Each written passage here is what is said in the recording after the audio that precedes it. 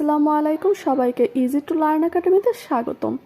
আজ আমরা লাভ ক্ষতি ও ক্রয় মূল্য বিক্রয় মূল্যের অঙ্কগুলো করব। এর আগেও আমরা এই চ্যাপ্টারের বেশ কিছু অঙ্ক করেছিলাম। যদি ভিডিওটি না দেখে থাকেন তাহলে ভিডিওটি দেখে নেবেন। বিভিন্ন চাকরি পরীক্ষায় এই চ্যাপ্টার থেকে অঙ্ক আসেই, তাই দেরি না করে অঙ্ক শুরু করা যাক। এখানে আমরা বেশ কিছু সূত্র লিখেছি। এখানে দেখা যাচ্ছে বিক্রয় মূল্য সমান সমান ক্রয় মূল্য যোগ লাভ। আমাদের জানতে হবে যে বিক্রয় মূল্যের মধ্যে সবসময় ক্রয় মূল্য এবং লাভের টাকাটা থাকে। আমরা যখন লাভ বের করব তখন সূত্রটা হবে বিক্রয় মূল্য মাইনাস ক্রয় মূল্য, মানে বিক্রয় মূল্য থেকে ক্রয় মূল্যটা বাদ দিলেই লাভ পাওয়া যায়। ক্রয় মূল্য টাকাটার মধ্যে সবসময় বিক্রয় মূল্য থেকে লাভটা বাদ যাবে। লব একই হলে হর যেটা ছোট সেই সংখ্যাটি বড় বা লাভ। এখানে দেখা যাচ্ছে উপরের 5 এবং 5 দুইটা ভগ্নাংশতেই উপরের লবটা একই আছে, কিন্তু নিচের হর ভিন্ন, তাই নিচের হর যেটা ছোট সেই সংখ্যাটাই আসলে বড়। তার মানে এই দুইটা ভগ্নাংশের মধ্যে এই সংখ্যাটা বড়। এরকম ভাবে হর যদি একই থাকে তাহলে লব যেটা ছোট বড় সেই সংখ্যাটাই লাভ। এখানে দেখা যাচ্ছে হর দুই জায়গাতেই 8 আছে, কিন্তু এইখানে লব আছে 6 যেটা বড়, তার মানে এই সংখ্যাটা বড়। এখন আমরা মূল অঙ্কে চলে যাই। অঙ্ক নাম্বার 9। একটি দ্রব্য x% ক্ষতিতে বিক্রয় করলে যে মূল্য পাওয়া যায় 3x% লাভে বিক্রয় করলে তার চেয়ে 18x টাকা বেশি পাওয়া যায়। দ্রব্যটির ক্রয় মূল্য কত ছিল? এখানে ক্রয় মূল্য জানতে চাওয়া হয়েছে। এখানে বলা হয়েছে বিক্রয় করা হয়েছে x% ক্ষতিতে, তখন 3x% লাভ করলে তার চেয়ে 18x টাকা বেশি পাওয়া যেত। এখন আমরা অঙ্কটা শুরু করি। ক্রয় মূল্যের অঙ্কে আমরা সবসময় ধরে নিব ক্রয় মূল্য 100 টাকা। তো আমাদের যেহেতু ক্রয় মূল্য দেয়া ছিল না, ক্রয় মূল্য বের করতে বলেছে, তাহলে আমরা ধরি ক্রয় মূল্য 100 টাকা। x% ক্ষতিতে বিক্রয় মূল্য 100 মাইনাস x, কারণ x% ক্ষতিতে বিক্রয় করা হয়েছিল, তাহলে ক্রয় মূল্য থেকে বিক্রয় মূল্য বাদ যাবে। আবার বলেছিল 3x% লাভে বিক্রয় মূল্য, তো 3x% লাভে বিক্রয় মূল্য 100 প্লাস 3x। যখন ক্ষতি বলবে তখন মাইনাস হবে, যখন লাভ বলবে তখন প্লাস হবে। এখন বিক্রয় মূল্য মোট কত টাকা বেশি?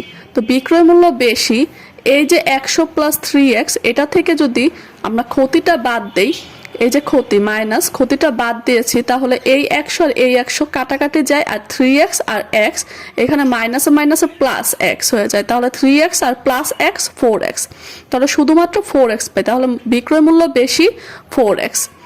এখন আমরা বলি বিক্রয় মূল্য 4x টাকা বেশি হলে ক্রয় মূল্য 100 টাকা।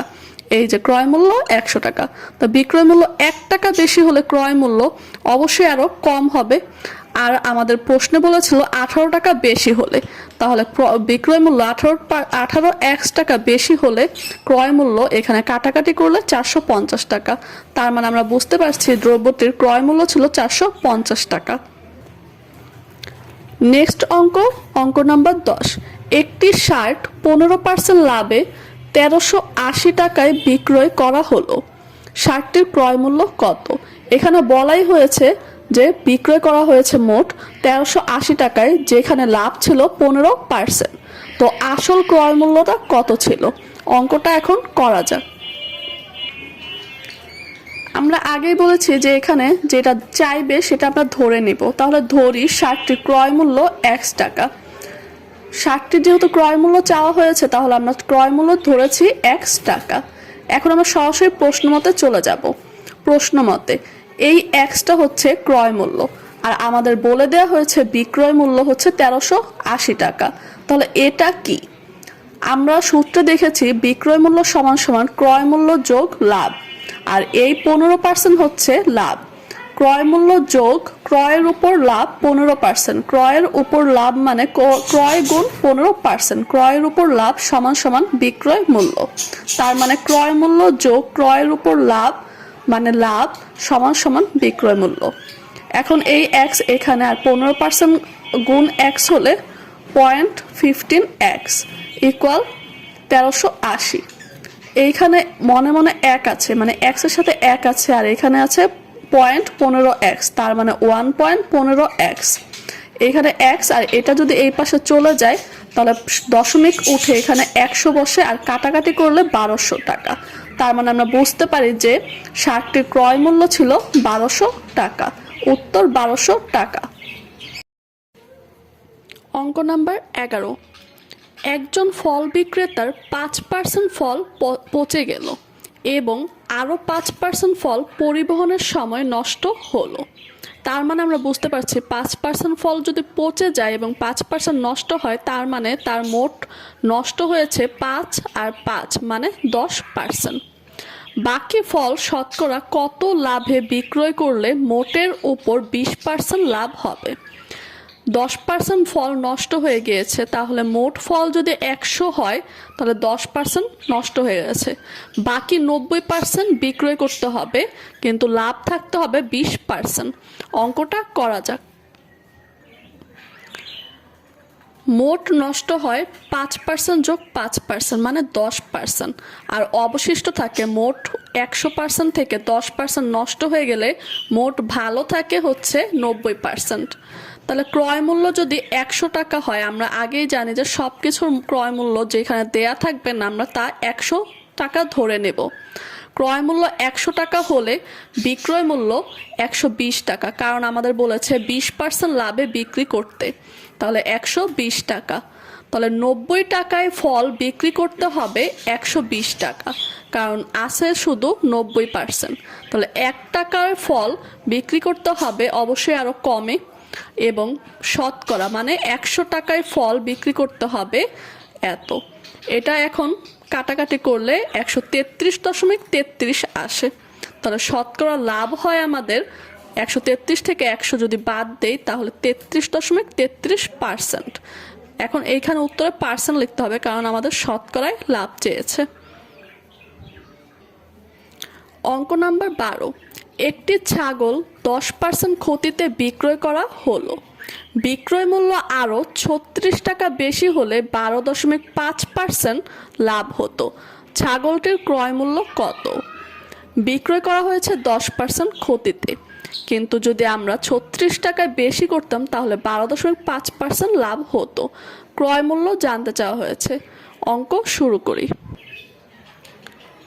এখানে ধরি ক্রয় মূল্য 100 টাকা, যেহেতু ক্রয় মূল্য জানতে চাওয়া হয়েছে এবং বলে দেয়া নেই ক্রয় মূল্য কত, তাই ক্রয় মূল্য 100 টাকা ধরা হয়েছে।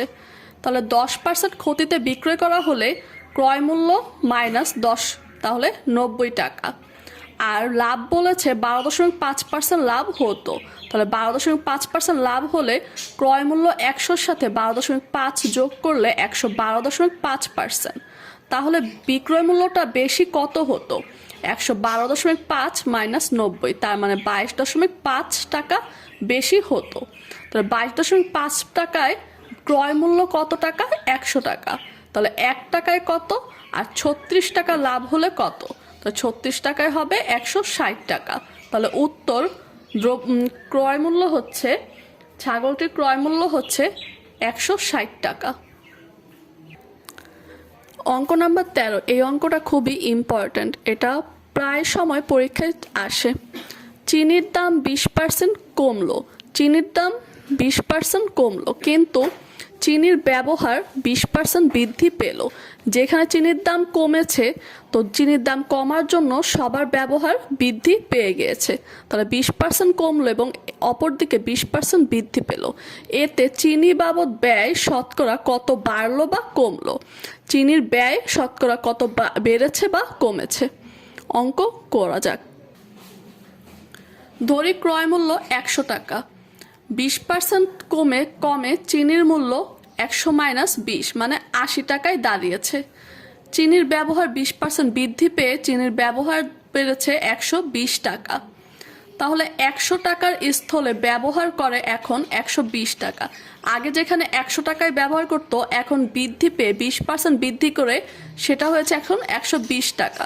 তাহলে 1 টাকায় আরও কম এবং 80 টাকায়, এই যে 80 টাকা যে মূল্য কমেছে সেই কমে এখন মূল্য হয়েছে 96 টাকা। তো শতকরা খরচ কমেছে, অবশ্যই চিনির মূল্য কমে যাওয়ায় খরচ কমে গেছে আরও 100 মাইনাস 96 মানে 4 টাকা। তো 4%। এটা কিন্তু চিনির ব্যবহারটা বেড়ে যাওয়াতেও মানুষের মূল্যটা কমে গিয়েছে, খরচটা কমে গিয়েছে সেই 4 টাকা। আমাদের চ্যানেলটিকে সাবস্ক্রাইব করুন এবং পাশে থাকা বেল আইকনটিকে ক্লিক করে দিন, যাতে আমাদের ভিডিওগুলো আপনার কাছে সবার আগে পৌঁছতে পারে।